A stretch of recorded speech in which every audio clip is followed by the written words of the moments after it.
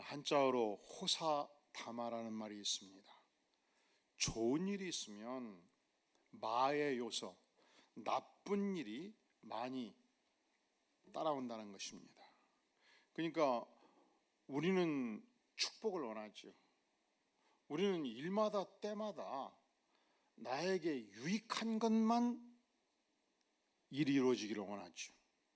그런데 놀랍게도 우리 인생에 축복이 많으면 반드시 화가 따라온다는 것입니다. 이것이 지난 5,000년 문명사가 보여주는 인류의 격언입니다.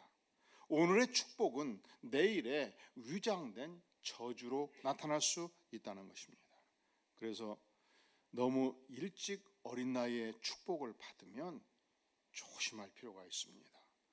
나이 20대 초중반에 거대 재벌을 물려받고 총수가 되면 이 재앙이에요. 그 엄청난 자산을 감당할 능력이 없기 때문에 사람을 죽이게 되지 않겠습니까? 우리가 젊은 시절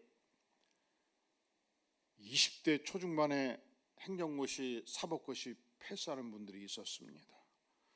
출근하면 50대, 60대 이 삼촌격 되는 분들이, 아버지격 되는 분들이 판사 영감님, 군수 영감님 하면서 불러줬습니다. 이 영감이라는 단어가 하늘의 영감이 아니고요, 나이든 영감이 아니고요, 사전을 제가 찾아봤거든요. 그랬더니 그렇게 쓰여 있다니까. 지체 높으신 관리. 그러니까 20대 초중반에 아직 인생이 연결지 않을 때에 너무 그 대우를 받다 보니까 기고만장해서 교만이 하늘을 찔러서 그 축복이 저주가 되지 않겠습니까? 그러니까 너무 일찍 나이에 출세하는 것도 그렇게 축복이 아니에요. 이 호사다마가 되는 이유가 내부에서부터 일어나기도 하고 외부에서 일어나는 거예요. 좋은 일이 너무 일찍 많으면 인생의 내부에서 그 교만을 이길 힘이 없기 때문에 이것이 인간입니다. 어떤 인간도 쉽게 교만을 이길 수가 없습니다.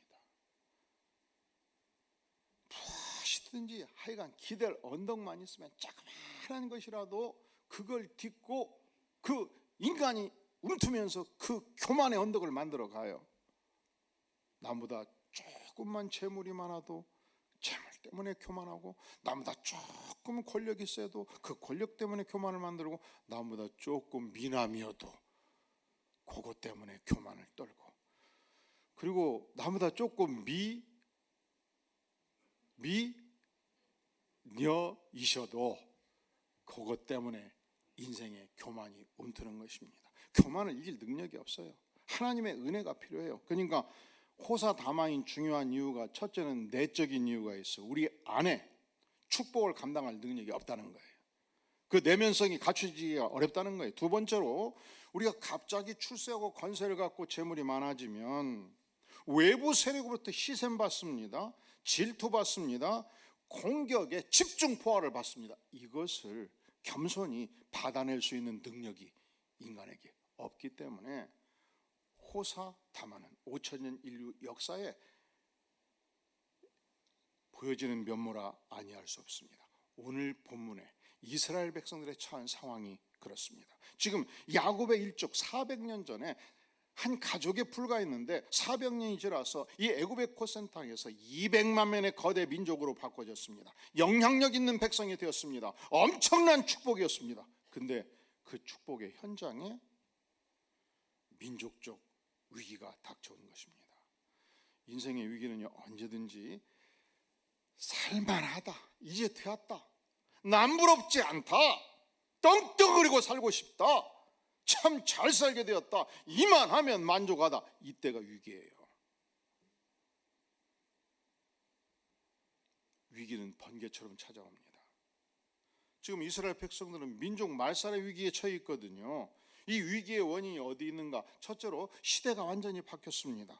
400년 전 요셉의 시대는 대우받는 시대였습니다. 왜냐하면 요셉 총리 대신으로 말미암아 7년의 그 거대한 기나긴 기근의 시대, 전 백성을 식량 창고를 열어서 먹여 살렸습니다.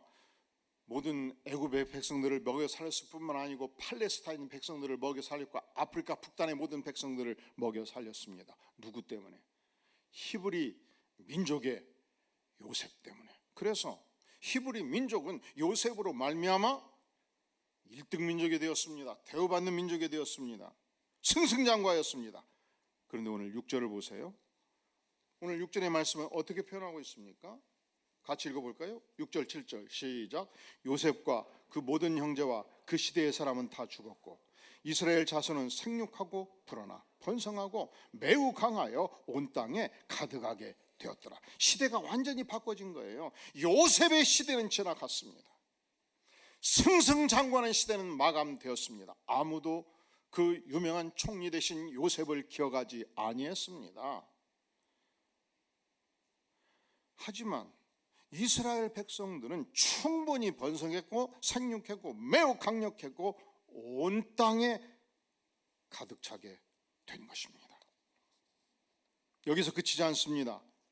8절 요셉을 알지 못하는 누가 새 왕이 일어나서 애굽을 통치하게 된, 아무도 그 요셉의 휘황찬란한 업적을 기억하지 못해. 아무도 히브리 민족의 업적을 기억하지 못합니다. 역사적으로는 요셉의 시대는 힉소스 왕조의 시대였습니다. 그리고 400년이 지나서 출애굽기 1장의 시대는 힉소스 왕조는 멸망당했습니다. 새로운 왕조 18왕조 제3대 왕 투트모스 1세가 통치하는 시대로 확인되고 있습니다. 그런데 투트모스 1세는요 너무 두려웠어요. 왜냐하면 만약에 외국 군대가 침입해 오면 이 강성한 이스라엘 백성과 결탁이 될 경우에 우리 왕조는 멸망당할 수 있겠다. 저 강력한 세력을 이겨낼 길이 없겠다. 큰일이로다. 우리는 곧 망하겠구나. 어떻게 이 이스라엘 백성들을 싸그리 제거할 수 있는 길은 없을까? 이게 황제의 걱정이었습니다. 밤새 고민하였습니다. 앉아도 고민, 걸어도 고민. 그래서 신하들과 측근들을 불러 모았습니다. 우리가 이렇게 황실의 위기가 닥칠 것인데 특단의 대책을 가져오너라. 최상의 대책을 강구하라. 그래서 황제는 이 이스라엘 민족 말살에 3대 정책을 준비합니다. 첫 번째 정책, 첫 번째 조치, 첫 번째 전략은 무엇이었는가? 11절 같이 읽어볼까요? 시작. 감독들을 그들 위에 세우고 그들에게 무거운 짐을 지워 괴롭게 하여 그들에게 바로를 위하여 국고성 비돔과 람셋을 건축하게 하니라. 하여간 모든 히브리 민족들을 노동자로 차출해서 거대한 건축물을 짓도록 하라. 이 국고성은 전쟁이 났을 때 사용할 수 있는 거대 식량 창고였습니다. 또 기근이 닥쳤을 때 백성들을 먹여 살리기 위해서 저장했던 식량 창고였습니다. 또한 전쟁이 났을 때 그 무기를 보관하는 병기 창고이기도 했습니다. 이 국고성 비돔과 람셋을 거대하게 설계를 해서 모든 히브리 백성들을 새벽 6시부터 동원해서 밤 8시, 9시까지 불철주야 노동판에 불러댄 것입니다. 평소 업무량의 2배, 3배를 짐지었습니다. 이 강력한 노동 착취를 통해서 히브리 민족들을 말살하고자 하는 것입니다. 이 노동 학대를 통해서 건강이 무너지게 만들고 수명을 단축시키는 것입니다. 이 히브리 민족 전체를 굴종적 건설 노예로 만들어버린 것이죠. 그러면 많은 사람들이 죽어나가고 수명이 단축되고 힘이 약화돼야 될 것인데 이 민족이 어떤 민족이죠? 누구를 섬기는 민족이죠? 히브리 민족, 하나님의 백성, 하나님이 돕는 백성 아닙니까? 그 결과 어떻게 되었는가? 12절 같이 읽어볼까요? 시작. 그러나 학대를 받을수록 더욱 번성하여 퍼져나가니 애굽 사람이 이스라엘 자손으로 말미암아 근심하여 도무지 이 학대 정책을 통해서 히브리 민족이 억압이 안 되는 거예요. 일을 그렇게 많이 시켰더니 막 근육이 2배로 발전해 버리네. 애들을 2배로 더 낳아버리네. 당할 체간이 없네. 안 되겠다. 이제는 5배, 10배 무거운 짐을 지우자 결정합니다. 13절, 14절 같이 읽어볼까요? 시작. 이스라엘 자손에게 일을 엄하게 시켜 어려운 노동으로 그들의 생활을 괴롭게 하니 곧 흙 이기기와 벽돌 굽기와 농사 여러 가지 일이라 그 시키는 일이 모두 엄하였다. 그 시키는 일이 모두 어땠다고요? 엄격했다는 거예요. 감독을 철저히 했다는 거예요. 그냥 일을 엄청 주어서 4명이면 들 수 있는 돌도 혼자 들으라고 그러고 들고 가다 깔려 죽어버려라. 벽돌 굽기도 막 엄청나게 일을 줘가지고 벽돌 굽다가 불 속에 들어가 버려라. 농사일도 엄청나게 줘가지고 농사일을 짓다가 수렁에 빠져 죽어버려라. 하여간 일을 5배, 10배 엄격하게 엄청나게 짐을 지우게 된 것입니다. 문제는 아무리 노동학대를 펼쳐도 하나님이 함께 하시니 도무지 이 백성들이 번성하고 확대되어 가니 어찌합니까? 그래서 2번째 정책을 펼칩니다. 이 2번째 정책이 무엇입니까? 우리 다 함께 16절 17절 천천히 한번 읽어볼까요? 시작. 이르되 너희는 히브리 여인을 위하여 해산을 도울 때 자리를 펴서 아들이여든 그를 죽이고 딸이여든 살려두라. 다시 15절 시작. 애굽 왕이 히브리 산파 시프라는 사람과 부하라는 사람에게 말하여. 그러니까 산파들이 2명뿐이었겠습니까? 많은 산파들이 있죠. 오늘날은 아기를 낳을 때 어디로 가지요? 산부인과 병원으로 가죠. 전문 의사가 아기를 받지 않습니까? 그 시대는 산파들이 받았습니다. 이 산파를 총괄하는 산파 대장, 그의 이름 시프라와 부하에게 명령을 때린 것입니다. 히브리 여인이 해산하고자 할 때 모든 산파들은 아들이 나올 것 같으면 죽여라는 거예요. 딸만 살려두라는 거예요. 그러면 50년이 지나면 히브리 민족의 남자들은 전멸이지요. 70년이 지나면 민족이 사라지는 거예요. 그렇게 민족 말살 정책을 펼친 것입니다. 산파들에게 남아 살해 명령을 때린 거죠. 이렇게 하면 드디어 이 민족은 끝장이 날 것이다 생각을 하는 것입니다. 그런데 결과가 어떻게 되었습니까? 17절. 그러나 산파들이 누구를 두려워하여? 하나님을 두려워하여 애굽 왕의 명령을 어떻게 어기고 남자 아기를 살리게 된 것입니다. 우리가 황제의 명령이 오늘날 정치 지도자들의 명령과 달라요.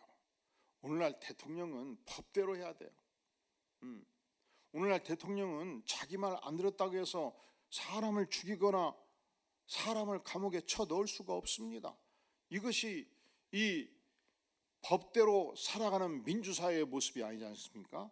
그때는 황제가 생사열탁권을 가지고 있습니다. 황제의 명을 어기면 저자를 죽여라 하면 죽였던 시대입니다. 절대 권력의 시대입니다. 특별히 애굽은 그랬습니다. 애굽은 20살에 황제로 등극하면 20년 동안 자기 무덤을 만들기 위해서 20만 명의 노예를 20년 동안 동원을 해서 무덤을 만들어요. 그 무덤의 이름이 무엇입니까? 피라미드. 오늘날도 피라미드는 역사의 기적이에요. 어떤 돌은 우리 교회만한 돌도 들어가 있어요. 어떻게 그 시대에 그 거대한 돌들을 옮겼는가? 그래서 피라미드 자체는 역사의 수수께끼라고 말합니다. 얼마나 많은 노예들을 동원했겠습니까? 이것은 절대 권력이 없이는 불가능합니다. 그런데 산파들은 이 애굽 왕의 절대 권력의 명령을 어겼습니다. 왜 어겼죠? 하나님께서 주신 아기를 내가 죽일 수 없다. 하나님의 백성의 아기를 내가 죽일 수 없다. 내가 죽었으면 죽었지, 내가 하나님을 두려워하며 내가 하나님을 경외하는 사람으로서, 하나님의 백성으로서 나는 왕명을 지킬 수 없다. 왕 위에 하나님이 계시니 나는 하나님의 명령을 따르겠다. 죽으면 죽으려는 신앙으로 하나님께만 충성하는 것입니다. 사랑하는 성도 여러분, 이 출애굽기 1장에 등장하는 역사의 주인공은 황제지요. 오늘날 이 시대에 이 국제정치를 요리하는 역사의 주인공은 바이든일 수 있습니다. 시진핑일 수 있습니다. 그들의 결정이 국제사회에 미치는 영향은 절대적입니다. 그런데 놀라지 마세요. 이 본문 가운데 그 시대 인간의 눈으로 볼 때 역사의 주인공이라고 여겨졌던 황제의 이름이 등장하나요? 등장하나요? 등장하지 않아요. 그의 명을 받들어서 히브리 민족 이 장정 60만 명을 노예로 만들었던 노동부 장관 이름이 등장하나요? 이들을 진두지휘했던 각 분야별 감독들 이름이 등장하나요? 전혀 등장하지 않아요. 그럼에도 불구하고 하나님께 순종했던 하나님의 사람, 무명의 용사 산파의 이름이 등장합니다. 그의 이름이 무엇입니까? 시브라요 부하였습니다.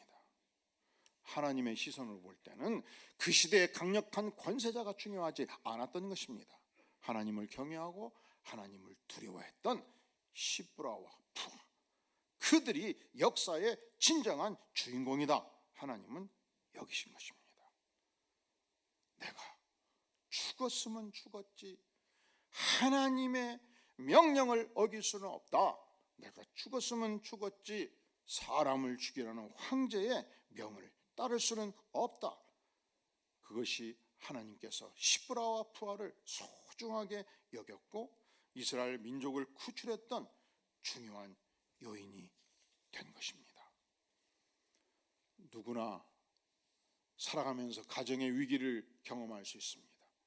기업의 위기를 경험할 수 있습니다. 민족의 위기를 경험할 수 있습니다. 그때 우리 인생이, 우리가 속한 집단이 위기를 만날 때 하나님은 과연 누구를 사용하시는가? 하나님을 경외하는 무명의 산파를 사용하십니다. 하나님을 경외하는 무명의 인물들을 사용하십니다. 하나님을 경외하는 이름 없는 백성들을 하나님은 그 시대에 강력한 정치 권력 지도자들보다도 소중하게 여기시고 하나님께서 그들을 통해서 역사하신다는 사실을 오늘의 본문은 보여주고 있습니다. 그런데 문제는, 자, 황제가 두 가지 정책을 펼쳤죠. 첫 번째 정책이 무엇이었습니까? 노동 확대 정책. 성공했나요? 실패했죠. 두 번째 정책, 산파들로 하여금 남아 살해 명령을 때렸습니다. 성공했나요? 실패했죠. 여기서 물러서지 않습니다. 세 번째 정책을 펼칩니다. 그 정책이 무엇이었습니까? 자, 우리 다 함께 22절 시작. 그러므로 바로가 그의 모든 백성에게 명령하여 이르되 아들이 태어나거든 너희는 그를 나일강에 던지고 딸이거든 살려두라 하였더라. 아니, 산파들이 도무지 말을 안 듣네. 그래서 히브리 민족이 이제 2배, 3배로 아들들이 쑥쑥 집안마다 막 나오기 시작하니까 어쩔 수 없다. 모든 히브리 민족의 부모는 딸은 살려두고 아들은 어디에? 나일강에 어떻게 하라? 던져버려라. 그럼 어떻게 돼요? 아기가 수영을 한들 얼마나 그 나일강에서 생존할 거예요? 죽여라는 것이죠. 자, 이것을 제가 여러모로 이렇게 연구하고 저렇게 연구해서 이 명칭을 만들어 봤는데 이 정책을 뭐라고 표현할 거냐? 부모에게 명한 정책의 이름, 아들 강변 투척 명령. 그러니까 굉장히 투박해. 그래서 제가 한 30분을 걷다가 움직이면서 이 명칭을 연구하다가 포기했어요. 아들 강변 투척 전략. 아들이거든 무조건 강변에 투척하라. 그래서 죽여라. 그런데 모세의 부모는 하나님이 주신 아기를 3달 동안 숨겼습니다. 도무지 숨겨도 더 이상 숨길 길이 없으니까 연구해서 버들잎을 띄워보고 낙엽을 띄워보고 작은 방주를 띄워보고 그 방주가 가는 길을 보면서 공주가 모욕하는 그곳으로 정확하게 들어가는 것을 확인하고 아들을 살리기 위해서 아들을 강변에 띄우되 반드시 살 길을 연구하고 띄우게 된 것입니다. 자, 이스라엘 백성들은 이 민족 말살 위기를 어떻게 극복하였는가? 하나님께서는 이 민족 말살 위기를 이스라엘 백성들에게 어떻게 극복하는 길을 열어주셨는가? 누구를 통해서 열어주셨는가? 장군들을 통해서 열어준 것이 아니었습니다. 유명한 천재급 과학자를 통해서 열어준 것도 아니었습니다. 이름 있는 정치가를 통해서 열어준 것도 아니었습니다. 하나님을 경외하는 소수의 산파들을 통해서, 하나님을 경외하는 부모님들의 그 신앙을 통해서 위기를 극복하게 하신 것입니다. 왜냐하면 하나님은 전능하신 하나님이며 하나님을 경외하는 백성들을 끝까지 보호하시는 하나님이시기 때문에 그렇습니다. 하나님은 하나님을 두려워하고 하나님을 경외하는 백성들을 결코 외면하지 아니하십니다. 직접 돌보십니다. 하나님은 하나님께 부르짖어 기도하는 그 백성들을 결코 외면하지 아니하십니다. 귀를 기울여 들으십니다. 응답해 주십니다. 오늘 말씀의 20절에 보면 하나님이 그 산파가 어떤 산파예요? 하나님을 경외하는 산파, 하나님을 두려워하는 산파, 하나님께만 순종하는 산파들에게 무엇을 베푸셨다고요? 은혜를 베푸셨습니다. 하나님이 누구십니까? 하나님은 하나님을 두려워하는 백성들에게 은혜를 베푸신 하나님이십니다. 하나님은 하나님을 경외하는 백성들에게 살 길을 열어주시는 하나님이십니다. 미국의 엘러베마주에 엔터프라이즈 마을이 있습니다. 근데 이 마을의 입구에 가보면 사람 몸의 3배, 4배 되는 거대한 곤충 기념비가 있어요. 무슨 기념비가 있다고요? 사유가 이렇습니다. 이 지역은 모카밭으로 유명한 지역이었습니다. 그런데 어느 날 곤충떼가 나타나가지고 모카밭을 다 갉아먹어버린 것입니다. 엄청난 타격이었습니다. 농부들이 다 망하게 된 것입니다. 먹고 살 길이 없는 거예요. 그때 주민들은 흑일 출신 농업 전문가였던 조지 워싱턴 카바 박사를 초청합니다. 우리가 이렇게 해서 망하게 되어 싸우니 우리가 어떻게 이 농사를 짓고 살아야 되겠습니까? 이 조지 카바 박사는 하나님의 사람이었습니다. 간절히 기도를 했습니다. 자세히 토양을 검토해 보니까 워낙 이미 목화 재배를 통해서 재양분이 바닥이 났고 또 곤충떼가 와가지고 이 지역 자체를 착살을 해버렸기 때문에 더 이상 목화밭을 경영할 수 없는 토양인 것을 확인합니다. 그랬더니 주민들이 그렇다면 조지 카바 박사님, 우리가 살 수 있는 길은 무엇입니까? 우리를 도무지 여기서 무엇을 경작하고 살아야 살 수 있겠습니까? 살 길을 요청을 한 것입니다. 조지 카바 박사는 하나님께 나가서 간절히 기도를 했습니다. 부르짖었습니다. 연구를 거듭했습니다. 그런데 놀라운 사실을 발견하게 된 거예요. 이 토양은 땅콩은 잘 될 수 있는 토양이에요. 근데 그 당시 미국인들이 땅콩을 즐기질 않았거든요. 그래도 땅콩 적합한 토양이 나오니까 열심히 땅콩 농사를 지었는데 드디어 엄청난 풍작을 이루게 된 것입니다. 팔로가 있어야죠. 이 농사가 참 앞에서 비치고 뒤로 비치는 거예요. 그냥 그렇게 많이 풍작이 됐으면 그걸 팔아서 먹고 살 수 있어야 되는데 가격이 폭락을 해버린 거예요. 그러니 조지 카바 박사님이시여, 도대체 우리가 살 길이 무엇입니까? 이때부터 조지 카바가 집중적으로 하나님께 기도하고 연구를 시작했습니다. 건성 피부를 가진 여인들에게 적합한 미용 제품 만들기 시작했고, 아침마다 식탁에 올리는 그 빵에 발라먹는 땅콩 버넛 바타, 땅콩 버터 있잖아요.